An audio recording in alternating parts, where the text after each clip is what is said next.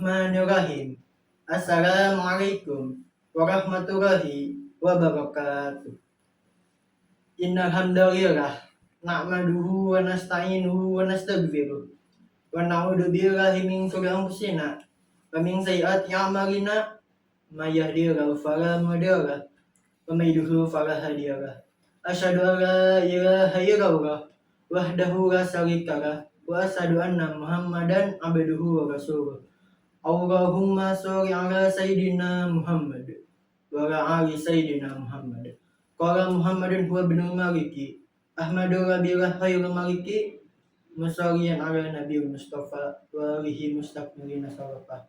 Qala Allah ta'ala fi kitabihil karim. A'udzu billahi minasy syaithanir rajim. Bismillahirrahmanirrahim. Iqra bismi rabbikal ladzi khalaq. Khalaqal insana min 'alaq. Iqra wa rabbukal akram. Alladzi 'allama bil qalam. 'Allamal insana ma lam ya'lam. Pertama-tama dan yang paling utama, marilah kita panjatkan puja dan puji syukur kehadirat Allah Subhanahu wa taala yang mana yang telah memberikan kita nikmat, beribu-ribu nikmat, terutama beribu-ribu nikmat. Salah satunya nikmat iman, nikmat ihsan, nikmat kehidupan, sehat walafiat, dan nikmat mana aja yang kita tidak bisa menghitungnya satu persatu dikarenakan nikmat apapun itu yang Allah berikan kepada kita itulah nikmat yang patut kita syukuri.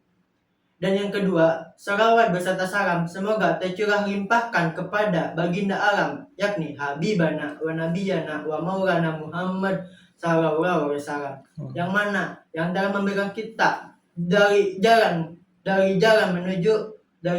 kegelapan menuju jalan terang beneran iman seperti ini. Semoga kita mendapatkan syafaatul ujma di yaumil akhir. Amin ya rabbal alamin. Selamat pagi semuanya. Sebelumnya terima kasih kepada dosen pengampu kita, yaitu dosen pengampu mata kuliah tilawah wa kitabah, yakni Bu Lilis Kalyawati SAG dan SAG MAG. Semoga kita doakan beliau dipanjangkan umurnya, dipanjangkan rezekinya, dan ilmunya bermanfaat buat kita nanti, dan kita amalkan kepada umat-umat yang tidak mengetahui ilmu Al-Quran dan tajwid-tajwidnya. Dan terima kasih telah memberikan kita tugas video yang berjudul Kalkulasi Subro dan Kalkulasi Kubro. Perkenalkan, nama saya Rehan Ajamara dari kelas 1E Fakultas Agama Islam, Program Studi Pendidikan Agama Islam. Perkenalkan, nama saya Reval Fatur Rahman Yakub dari Fakultas Agama Islam, Prodi Pendidikan Agama Islam, kelas 1E. Ingin membuat sebuah video yang berjudul Kalkulasi Subro dan Kalkulasi Kubro. Seperti yang pernah dikatakan oleh Albert Einstein, tidak semua yang bisa dihitung itu penting dan tidak semua yang penting bisa dihitung. Dalam kehidupan, kadang kita fokus pada angka, hasil, dan atau pencapaian. Tapi lupa pada hal-hal yang benar-benar bermakna di dunia ini. Pada kesempatan kali ini, saya ingin kita tidak hanya melihat angka atau data, tetapi makna di balik setiap informasi atau materi yang kita bahas pada video kali ini yang berjudul Kalkulasi Subro dan Kalkulasi Kubro. Pengertian qalqalah. Dalam belajar membaca Al-Quran, maka akan berkaitan erat dengan ilmu tajwid atau hukum tajwid. Karena umat Islam diwajibkan membaca kitab Quran dengan tartil dan sesuai kaidah tajwid atau sesuai kaidahnya. Dalam ilmu tajwid sendiri ada hukum bacaan tertentu dalam melafalkan setiap ayat suci Al-Quran yang dibaca. Salah satunya yaitu qalqalah. Qalqalah sendiri bagian dari hukum ilmu tajwid. Penerapan qalqalah sendiri itu bagian dari ilmu tajwid yang cara membacanya dipantulkan atau memantul. Banyak umat muslim yang sudah mengetahui. Jika didefinisikan, ilmu tajwid sendiri adalah ilmu pengetahuan untuk membaca kitab Al-Quran dengan mengeluarkan huruf dari tempat keluarnya makhraj dan memberi hak dan mustahaknya. Mustahak misalnya Mustaq huruf merupakan sifat huruf Al-Quran yang akan terlihat sewaktu-waktu. Misalnya saja, bacaan huruf qalqalah tersebut akan berbeda pelafalannya. Ini tergantung posisi huruf qalqalah, apakah di tengah ataupun di akhir. Qalqalah sendiri bagian dari hukum bacaan penerapan dari ilmu tajwid yang cara membacanya dipantulkan dan memantul. Yang kita ketahui bahwa qalqalah ini terdapat atau terbagi menjadi dua. Yang pertama itu qalqalah sugro dan qalqalah kubro. Qalqalah menurut bahasa yang berbunyi at-tahruqa wal ihtiram, yang artinya bergerak dan bergetar. Sedangkan menurut istilah yaitu sautun zaidun qawiyun yuhdasu fi makhrajal harfi sakini ba'da do'tihi, yang artinya suara tambahan atau pantulan yang kuat dan jelas yang terjadi pada huruf yang bersukun setelah menekan pada makhraj huruf tersebut.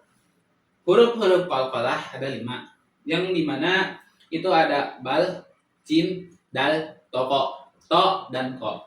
Yang kita tahu dan yang sebagaimana umat muslim tahu bahwa huruf qalqalah ini terkumpul dalam satu kalimat yang dimana baju di toko itu bal, jim, dal, toko. Nah, kita masuk ke pembagian qalqalah. Yang pertama itu ada qalqalah sugro. Hukum bacaan qalqalah dalam ilmu tajwid yang pertama yakni hukum qalqalah sugro, yaitu jika ada huruf qalqalah yang terletak di tengah bacaan dengan harakat sukun dan cara membacanya ini dengan dipantulkan namun tidak terlalu kuat. Nah, sebagaimana qalqalah sugro ini menurut istilah fa'il kana sakunuha asliyan fahiya sagro. Jika huruf qalqalah bertanda sukun asli, maka ia dinamakan qalqalah sugro. Dalam kitab Al-Qaulus Sadid dijelaskan pengertian qalqalah sugro yang lain, yaitu fama sakana minha fi wasyatil kalimati yusamma qalqalatu sugro, yang dimana apabila huruf qalqalah tersebut bersukun di tengah kalimat maka dinamakan qalqalah sugro.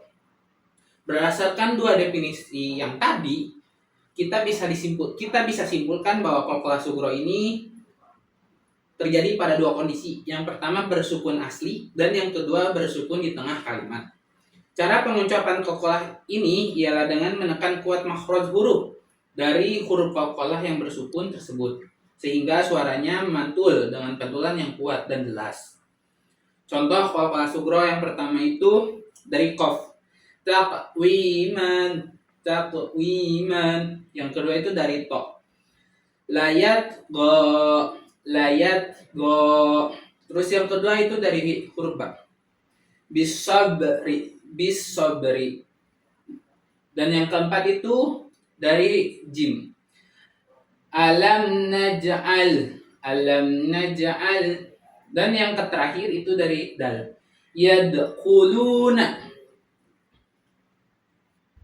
Saya ingin menjelaskan qalqalah kubro, dan tadi yang dijelaskan oleh Reval Fathur Rahman Yakub itu qalqalah sugro, dan saya ingin menjelaskan qalqalah kubro.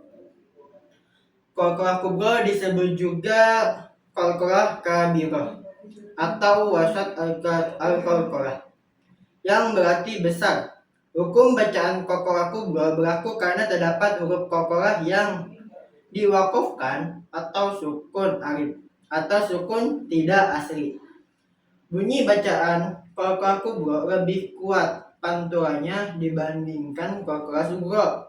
Berdasarkan letaknya, qalqalah sugro berlaku di tengah kalimat, sementara qalqalah kubro berlaku jika huruf qalqalah mati di akhir kalimat. Oke, kondisi terjadinya qalqalah kubro. Qalqalah kubra terjadi ketika huruf qalqalah berada dalam posisi yang pertama sukun karena waqaf atau berhenti.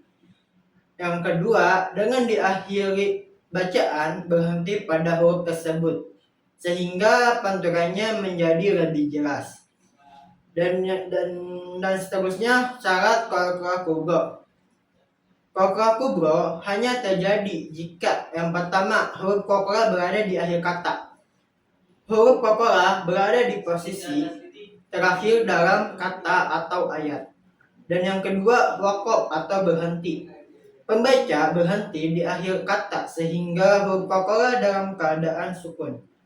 Sukun ini bisa asli atau karena waqaf. Dan yang ketiga, pantulan suara kuat. Pengucapan huruf dilakukan dengan pantulan yang tegas dan jelas sehingga huruf terdengar sempurna.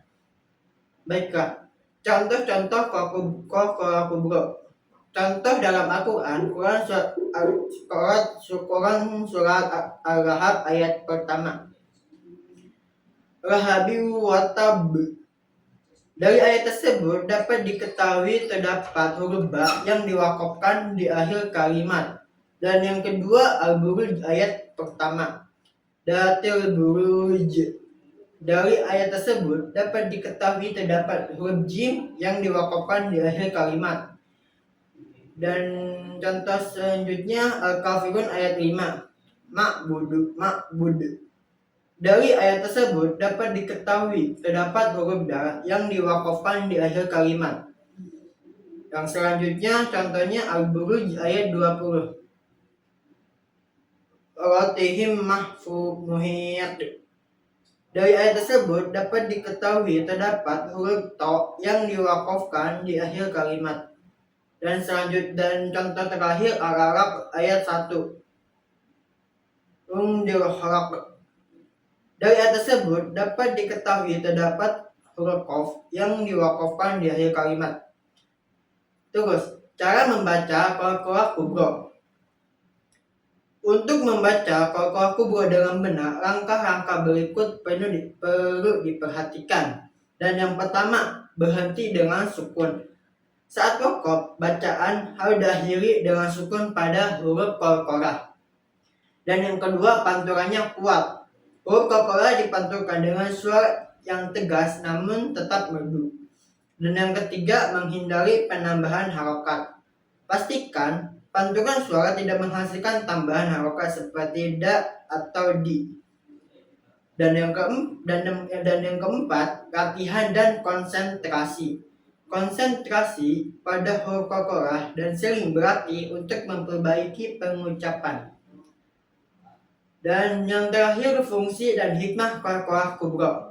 Dan yang pertama, memperjelas bacaan, membantu membaca agar huruf qalqalah tidak hilang atau terdengar samar atau waqaf saat waqaf. Dan yang kedua, menjaga keindahan bacaan. Pantulan suara yang kuat membuat bacaan Al-Quran lebih indah dan harmonis.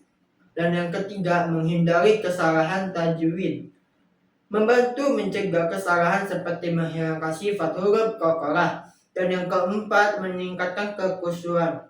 Membantu membaca merasakan keagungan ayat-ayat Al-Quran melalui bacaan yang benar. Qalqalah kubra adalah hukum tajwid yang mengatur pantulan suara huruf qalqalah ketika berhenti waqaf di akhir kata atau ayat. Pantulan ini bertujuan untuk memperjelas dan memperindah bacaan Al-Quran. Memahami dan menerapkan hukum qalqalah kubra merupakan bagian dari penghormatan terhadap kesucian dan keindahan Al-Quran.